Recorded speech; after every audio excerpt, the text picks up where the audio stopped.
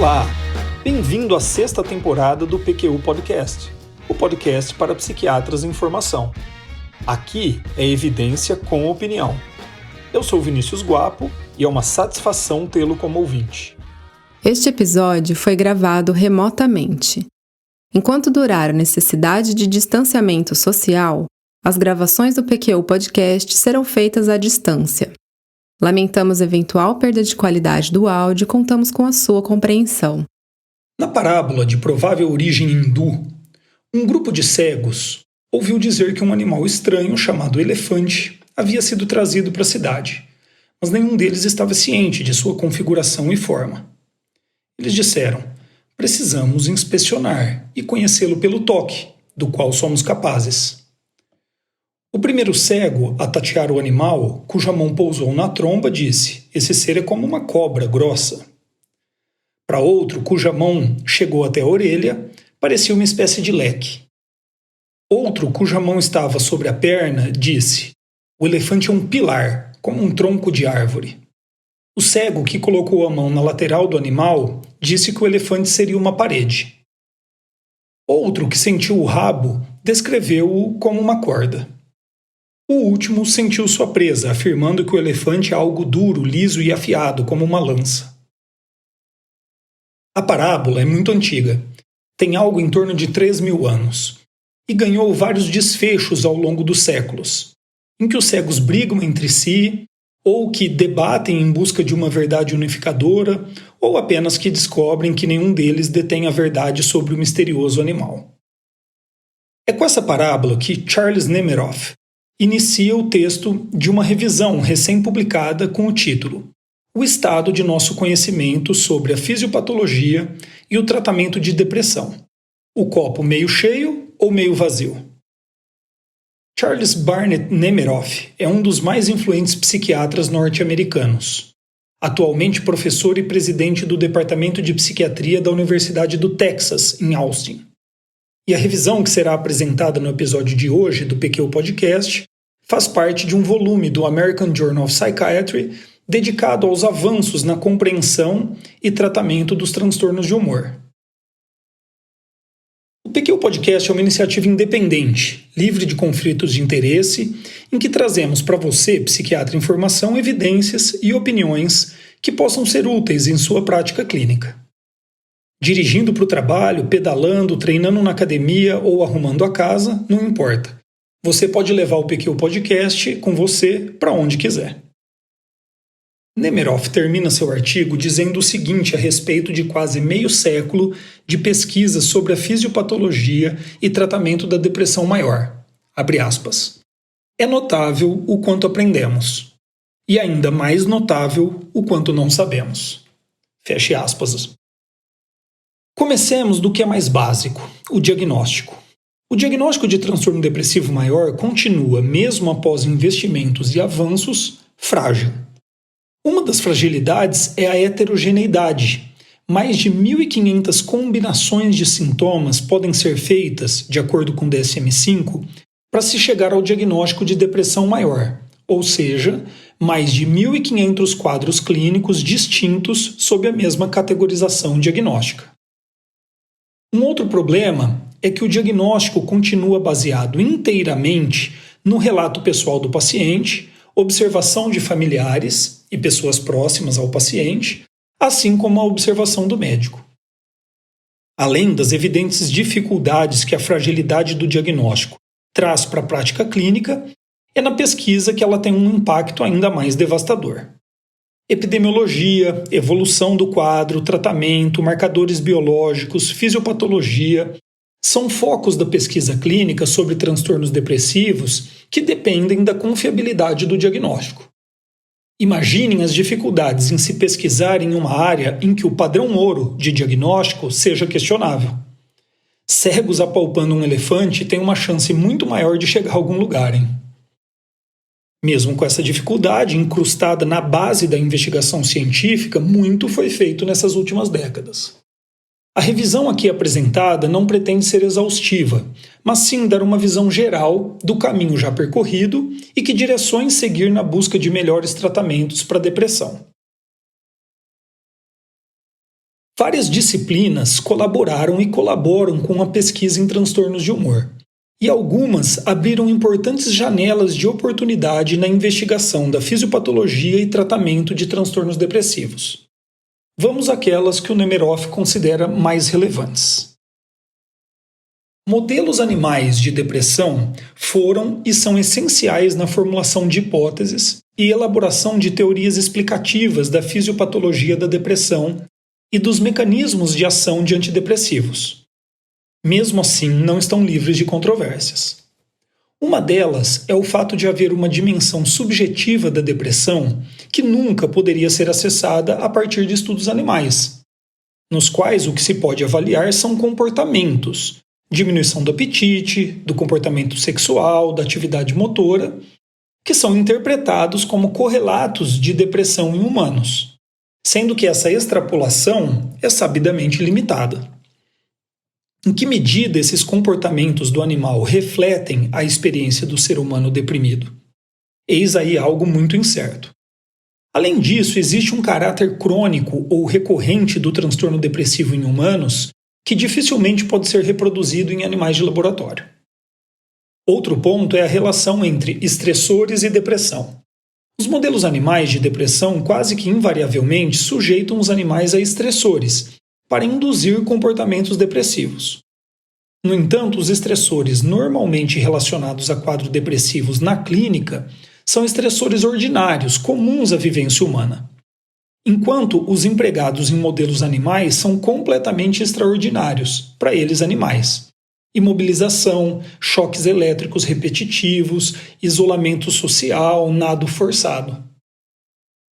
Há ainda o fenômeno conhecido como gender gap. Eu explico. Apesar de depressão ser um transtorno que ocorre majoritariamente em mulheres, os estudos em animais são quase que na totalidade conduzidos em machos.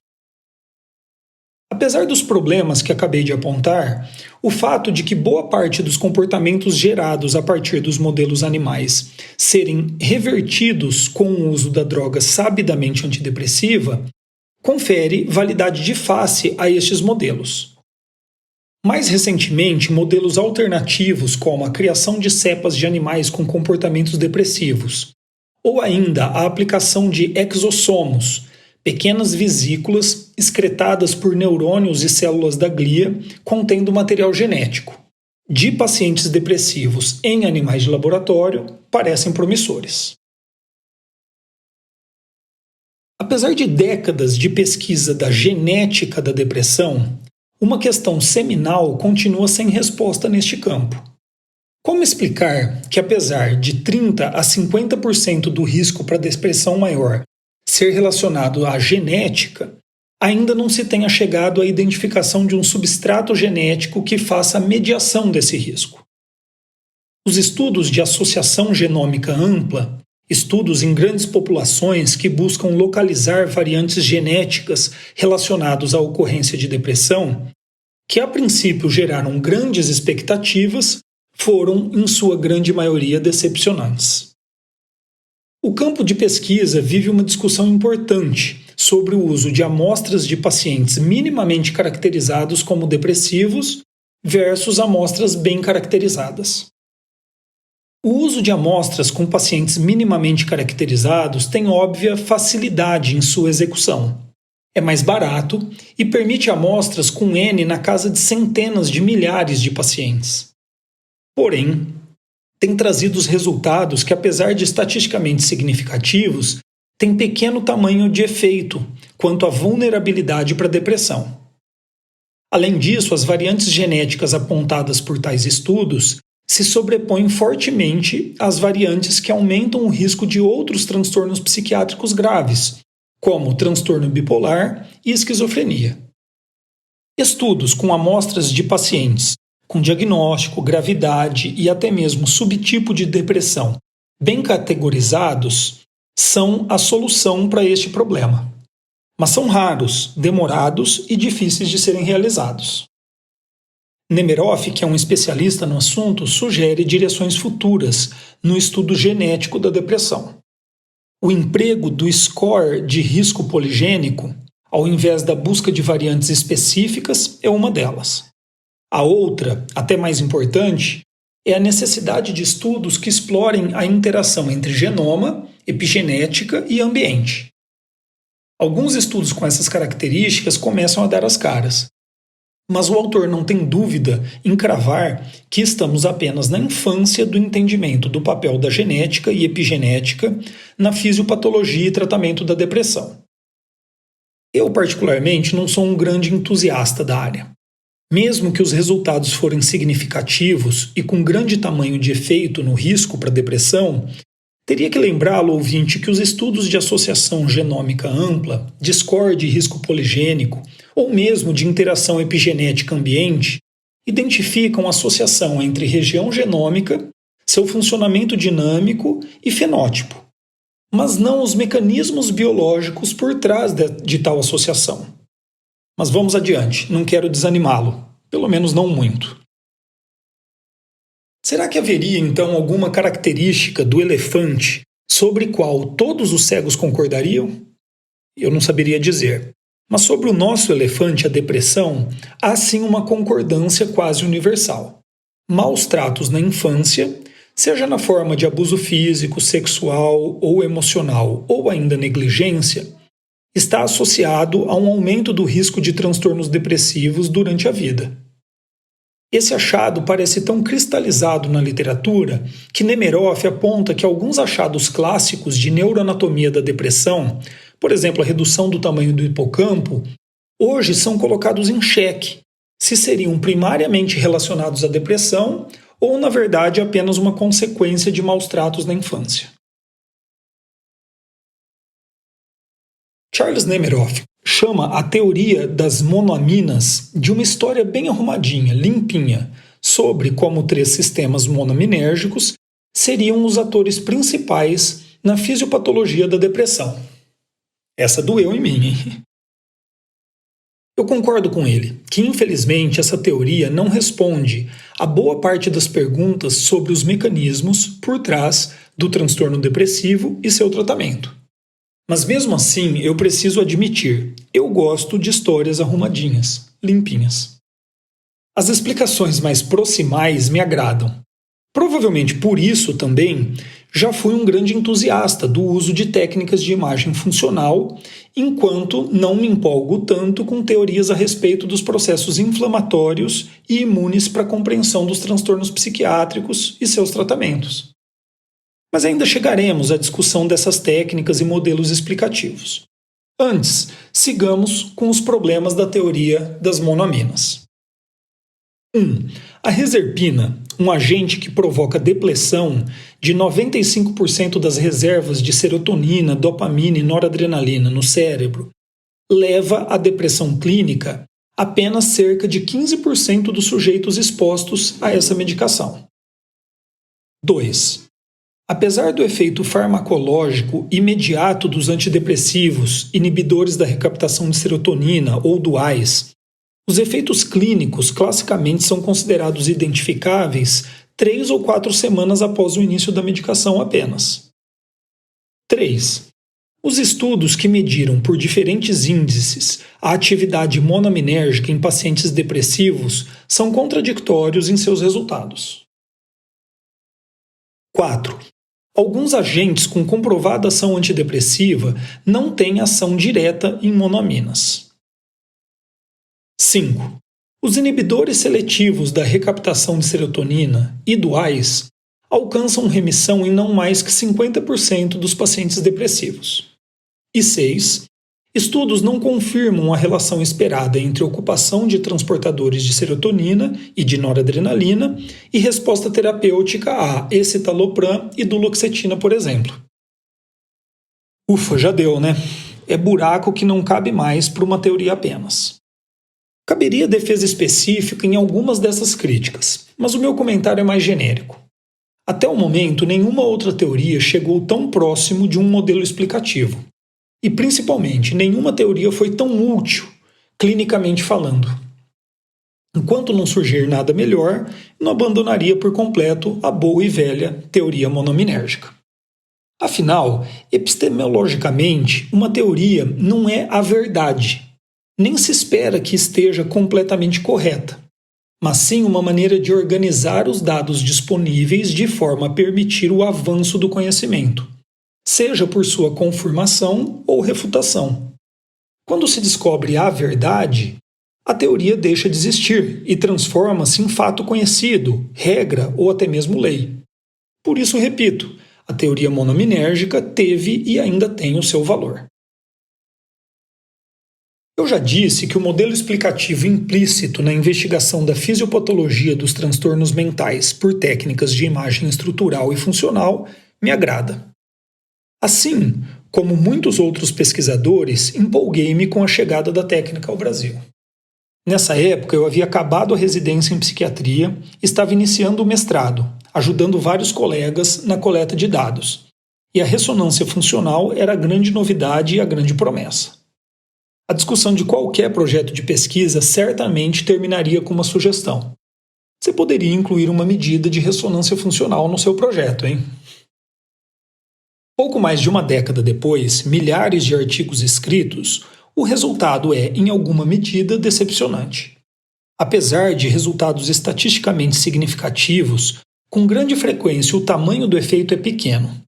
As áreas implicadas com transtornos depressivos são bastante diversas, e as meta-análises não conseguem dar suporte aos resultados individuais e separar o joio do trigo. Ainda mais importante que tudo, não foi possível até o momento compreender o significado biológico deste resultado e organizá-los em um modelo explicativo maduro e útil ao entendimento e tratamento dos transtornos depressivos. Uma estrutura básica e inicial neste sentido foi proposta por líderes na área do conhecimento, como Mayberg, Schatzberg e Liston, que identificaram o aumento da função cerebral no cíngulo anterior, tálamo e nas áreas cerebrais que ficaram conhecidas como rede de modo padrão, ou Default Mode Network em inglês. Identificaram ainda diminuição da funcionalidade em regiões frontoparietais, além de alterações frontoparietais relacionadas às redes de controle cognitivo e da rede de modo padrão. Isso mostra que, apesar da decepção após a empolgação inicial, o campo de pesquisa não deve ser abandonado e pode trazer resultados ainda importantes. Nas últimas décadas, um campo de investigação sobre a relação entre os sistemas imune, resposta inflamatória e transtornos mentais foi criado praticamente do zero.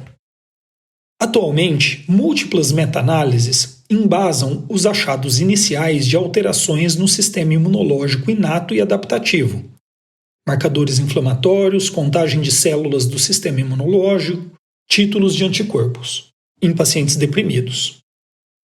O aumento de citocinas pró-inflamatórias e proteínas de fase aguda, como interleucina 6, fator de necrose tumoral e proteína C reativa, são os achados mais consistentes. Alguns problemas dessa relação. Primeiro, nem todo paciente com depressão apresenta esse perfil de achados. Eu vou dizer, acostume-se com essa ideia. Esse mesmo problema foi levantado na discussão sobre a teoria monominérgica. Depressão maior, como a conhecemos hoje, é uma entidade muito heterogênea e não acho provável que um mecanismo fisiopatológico único dê conta de explicar todos os casos. Em segundo lugar, alterações imunológicas e da resposta inflamatória parecidas com as descritas para pacientes depressivos foram encontrados em pacientes com transtorno bipolar e esquizofrenia e, portanto, não são específicas. E terceiro, apesar de sinais de hiperativação dos sistemas de defesa, os pacientes deprimidos são relativamente imunossuprimidos. Uma controvérsia tem movimentado as discussões nesse campo da pesquisa. É o fato de os dados que embasam as hipóteses sobre a relação entre sistema imune, reação inflamatória e transtorno depressivo serem medidas periféricas e não centrais. Até que ponto, por exemplo, citocinas periféricas seriam capazes de produzir efeitos no sistema nervoso central? Um achado, inegavelmente, dá força para a hipótese inflamatória da depressão. Algumas drogas anti-inflamatórias que nem mesmo cruzam a barreira hematoencefálica têm propriedades antidepressivas.